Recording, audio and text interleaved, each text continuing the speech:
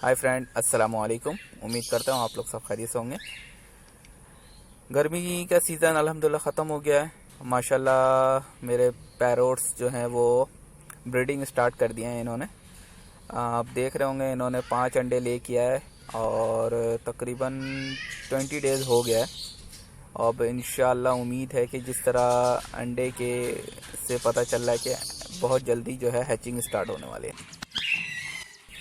अल्हम्दुलिल्लाह माशाल्लाह देखिए 5 अंडों में से जो है 4 बच्चे हैच हो चुके हैं और एक अंडा भी बाकी है।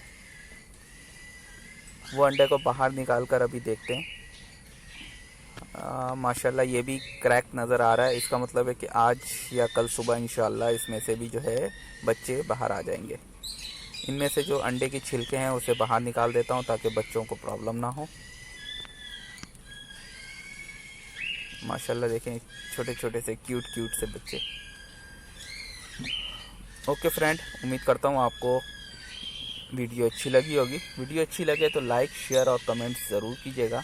अगर आप मेरे चैनल पर नए हैं तो चैनल को सब्सक्राइब कर दें। सब्सक्राइब करने के बाद आपके डेस्कटॉप के ऊपर एक बेल आइकॉन अपेयर हो जाएगा, उसे भी क्लिक कर दीजिएगा ताकि नेक्स्ट आने वाली वीडियो आपको आसानी से मिल सके।